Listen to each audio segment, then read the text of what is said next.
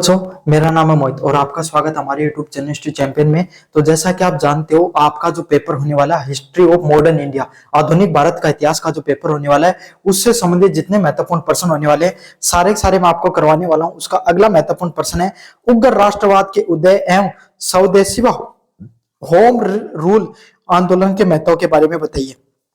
क्या बताना है कि उग्र राष्ट्रवाद का उदय कैसे होता है और स्वदेशी व होम रूल आंदोलन के महत्व के बारे में आपको विस्तार से बताना है।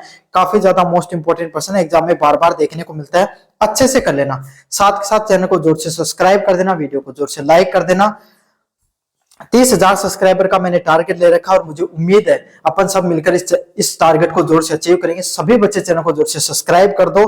साथ साथ कोने में जो व्यू प्रोडक्ट वाला ऑप्शन है, कौन सा ऑप्शन है?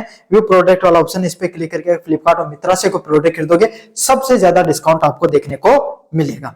साथ साथ डिस्क्रिप्शन में टेलीग्राम का लिंक दे रखा है, ये पीडीएफ फ्री में वहां पर उपलब्ध हो जाएगी। जरूर से चैनल को सब्सक्राइब करके चैनल को अपने टेलीग्राम चैनल पे जाकर इसको पढ़ लेना। 20वीं सदी के प्रारंभिक वर्षों में भारतीय राष्ट्रीय आंदोलन पे एक नया मोड़ आया जिसे उग्र राष्ट्रवाद के नाम से जाना जाता है। मतलब जब 20वीं सदी की शुरुआत होती है ना, जब भाई 1900 वाली है ना, जो 1900 से लेकर 2000 तक की, जो जिसमें खास करके तो 1900 से लेकर 1947 तक, जब तक भारत आजाद नहीं है, उसके बीच में आपके सामने भारतीय जो राष्ट्रीय आंदोलन है, स्वतंत्रता का आंदोलन है, उसमें अनेकों अनेक मोड़ आए।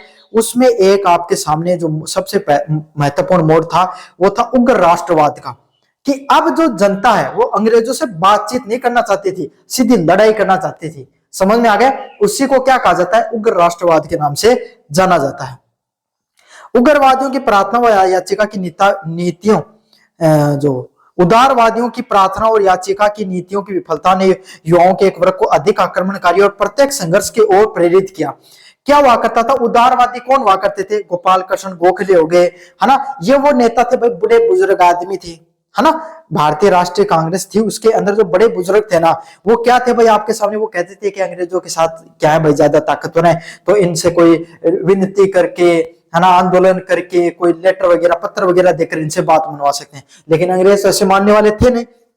अब भाई भारतीय राष्ट्रीय कांग्रेस में नए नए नेता आने शुरू हुए, है ना, जिसमें बाल गंगाधर तिलक हो गई, है ना, विपिन चंद्र पाल हो गए। ये सब क्या थे? आपके सामने नए नेता थे। अब भाई नए लोग, नए बच्चों में नया खून रहता है, जोश ज्यादा रहता है, तो इन्होंने क्या कहा कि बहुत दिन हो गए, इनसे याचिका वाचिका नहीं करेंगे, सीधी लड़ाई करेंगे अंग्रेजों से। आंदोलन में भी हिंसक आंदोलन का इन्होंने क्या की? बात की। जो उदारवादी थे वो अहिंसात्मक आंदोलन की बात करते थे और इन्होंने हिंसा का सहारा लेना उचित समझा, कि इन्होंने, उग्रवादियों ने। यह अंतर था। उग्र राष्ट्रवाद के उदय के कारण, क्यों एक उग्र राष्ट्रवाद का उदय होता है? ब्रिटिश शासन की प्रतिक्रिया नीतियां, लॉर्ड कर्जन ने दमनकारी नीतियां, विशेषकर 1905 का बंगाल विभाजन। क्या होता है? ब्रिटिश शासन, जो अंग्रेज हैं, वो क्या कर रहे थे आपके सामने? उनके द्वारा जो खतरनाक नीतियां लागू की गई, जो भारतीय लोगों को कुचलने के लिए जो दमनकारी नीतियां लागू की गई, उनके लिए, उनके विरोध में आपके सामने इन्होंने क्या किया? ये प्रयास किया। विशेष करके जो 1905 का जो बंगाल का विभाजन था, कौन सा? 1905 का जो बंगाल का विभाजन था, उसमें उग्र राष्ट्रवाद का सबसे बड़ा तत्कालिक बना दिया। इससे क्या हुआ? जो इन्होंने क्या किया? अंग्रेजों ने कहा कि भाई आपके सामने प्रशासनिक विफलता का नाम दिया, कि यहाँ पर प्रशासन सही से नहीं चल रहा है, इसीलिए हम क्या कर रहे हैं भाई, बंगाल को दो भागों में विभाजित कर रहे हैं। लेकिन ये कूटनीतिक चाल थी। क्या चाल थी? अंग्रेजों को यह पता चल गया था 1857 की क्रांति के बाद में और उसके बाद में अनेकों अनेक आंदोलन में, कि अब भारतीय लोग सजग, सतर्क और एक होने लगे हैं, और इसमें हिंदू और मुस्लिमों की जो एकता है वो हम पे भारी पड़ती दिखाई दे रही है। तो इसके विरोध में इन्होंने क्या किया? हिंदू और मुस्लिमों में विरोध करने के लिए इनकी जो खाई बनानी इन्होंने शुरू की, और वो खाई इतनी बड़ी हुई कि इन्होंने क्या किया? बंगाल का विभाजन कर दिया, जिसमें जो वर्तमान बंगाल आप देखते हो, कौन सा? भारत का जो बंगाल है ना, ये जो इसको पश्चिमी बंगाल बोला गया, पश्चिमी बंगाल के अंदर हिंदुओं की जनसंख्या ज्यादा थी, और जो पूर्वी बंगाल, जो आज बांग्लादेश है, उसमें पहले थोड़ा असम वाला हिस्सा भी आया करता था, वहां को पूर्वी बंगाल बोला गया, और उसके अंदर मुस्लिमों की जनसंख्या ज्यादा थी। तो एक तरीके से उन्होंने बहुत ही भौगोलिक दृष्टिकोण से हिंदू और मुस्लिमों में क्या कर दिया? उसको विभाजित कर दिया। और इस चीज को भारतीय लोगों ने समझा, भारतीय राष्ट्रीय कांग्रेस के जो नेताओं ने समझा, और उनके अंग्रेजों के खिलाफ सीधे युद्ध स्तर की जो आंदोलनों की शुरुआत उनके द्वारा कर दी गई। आर्थिक शोषण, निरंतर बढ़ते अकाल और गरीबी ने क्या कर दिया, भारतीयों में ये विश्वास दिला दिया कि ब्रिटिश शासन का मूल उद्देश्य भारत का विनाश है। धीरे धीरे भारत में क्या हुआ, प्राकृतिक आपदाएं भी बहुत सी आई उस समय, अकाल, अनेकों अनेक अकाल पड़ने लगे। और उस अकाल के समय में जब अंग्रेजों को भारतीय लोगों के साथ खड़ा होना था, उनका सहयोग करना था, जो टैक्स होती थी उसमें कमी करनी थी, लोगों को जो अनाज है वो मुफ्त में बांटना था, उस समय अंग्रेजों ने भारतीय लोगों को अकेला छोड़ दिया। उन्होंने उनका बिल्कुल भी सहयोग नहीं किया।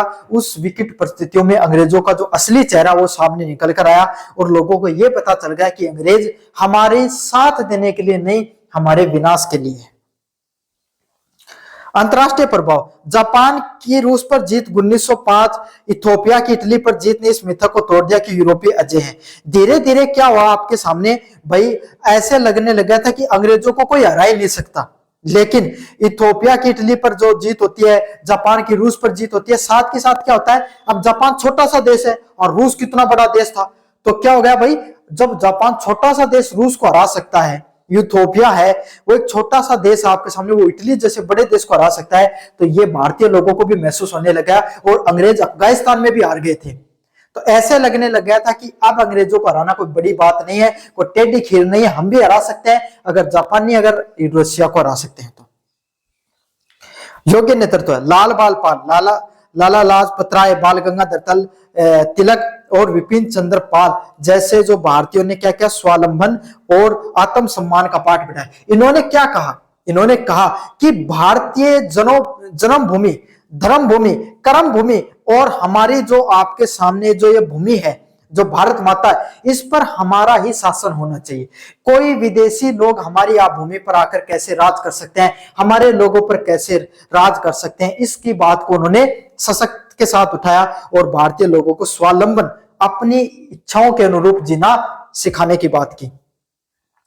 तिलक ने नारा दिया, स्वराज मेरा जन्मसिद्ध अधिकार है। जो बाल गंगाधर तिलक है, उनके द्वारा नारा दिया गया कि स्वराज मेरा जन्मसिद्ध अधिकार है और मैं उसे लेकर रहूंगा। समझ में आ गया, जन्म से मुझे अधिकार रहा है, मिला है भारत पे राज करने का। स्वदेशी आंदोलन 1905 से लेकर 1908 के बीच में बंगाल विभाजन का विरोध शुरू हुआ और भारतीय संघर्ष के इतिहास के मील का पत्थर साबित हुआ। क्या हुआ, जो बंगाल का जो विभाजन है उसका जो विरोध होना शुरू हुआ धीरे धीरे, और ये भारतीय जो संघर्ष है के इतिहास में सबसे मुख्य हिस्सा था। स्वदेशी आंदोलन है, ये भारत में जो बंगाल के जो विभाजन से जो ये उग्रवादी जो लोग हैं उनके आंदोलनों की शुरुआत होती है और धीरे धीरे ये बहुत बड़े सिद्ध होते हैं। मैं तो पहले बार बहिष्कार, बाइकआउट को एक राजनीतिक हथियार बनाया गया कि अंग्रेजी लोगों को आप तभी हरा सकते हो जब आर्थिक दृष्टि से उनको कमजोर करोगे। मतलब भाई अंग्रेजों के हाथों में पैसा मत आने दो, अंग्रेज अपने आप ही कमजोर हो जाएंगे। अंग्रेज क्यों, हर व्यक्ति कमजोर, अगर उसके हाथों में धन संपदा नहीं होगी तो कैसे कम हो सकती है। उनको टैक्स तो तुम्हें देना पड़ेगा, लेकिन उनकी जो चीजें बन के आ रही है ना वो मत खरीदो, तो इससे इनके पास आर्थिक रूप से कमजोर होंगे और इनकी पकड़ है वो कमजोर होगी। विदेशी वस्त्रों की होली जलाई, स्वदेशी वस्त्र शिक्षा उद्योगों को बढ़ावा दिया। भारतीय लोगों ने कसम खा ली कि हम स्वदेशी चीज, हमारे भारत में बनी हुई चीजों को ही पहनेंगे, हम भारतीय शिक्षा को अपनाएंगे, भारतीय उद्योगों को बढ़ावा देंगे, हम विदेशी चीजों को धीरे धीरे भारत से, देश से बाहर निकालकर फेंकेंगे। भारतीय हस्तशिल्प को पुनः जीवित किया गया, छात्रों व महिलाओं में पहली बार सड़क पर ला खड़ा कर दिया। जो भारत के अंदर जो भारतीय शिल्प कला है, भारतीय जो शिल्प कला है उसको फिर से जीवित किया गया। छात्र व महिलाओं को सबसे पहले आपके सामने क्या है, सड़क पे आई, बाहर निकल कर आई और भारतीय जो आपके सामने जो अपनी संस्कृति है उसको बढ़ावा देने का काम किया। अब इसमें अलग अलग आंदोलन हुए। पहला होम रूल आंदोलन है 1916 में। प्रथम विश्व युद्ध के दौरान बाल गंगाधर तिलक व एनी बेसेंट ने दो अलग अलग होम रूल लीगों की स्थापना की। क्या क्या, प्रथम विश्व युद्ध के दौरान बाल गंगाधर तिलक और एनी बेसेंट ने क्या की, दो अलग अलग होम रूल लीग बनाई, जिसका उद्देश्य क्या था, ब्रिटिश साम्राज्य के भीतर रहकर शांतिपूर्ण तरीके से स्वशासन को प्राप्त करना। ब्रिटिश अंग्रेजों से धीरे धीरे बातचीत करके उन लोगों को मनाकर ये प्रयास करना कि आपके सामने कैसे न कैसे अपन क्या कर सके, उनके जो आपके सामने जो स्वशासन है उसको प्राप्त कर सके। इस आंदोलन, इस स्वतंत्रता आंदोलन की सुस्त पड़ी मसाल को फिर से जलाया। ये जो होम रूल लीग आंदोलन है, इन्होंने क्या किया, धीरे धीरे आपके सामने 1916 के आसपास क्या हो गया था, अचानक से भारतीय स्वतंत्रता आंदोलन है वो कमजोर पड़ना शुरू हो गया था। तो उस कमजोर पड़े हुए भारतीय स्वतंत्रता आंदोलन में फिर से बुझी हुई आपके सामने जो अग्नि होती है उस पे चिंगारी देकर उसको फिर से प्रज्वलित करने का काम किया गया।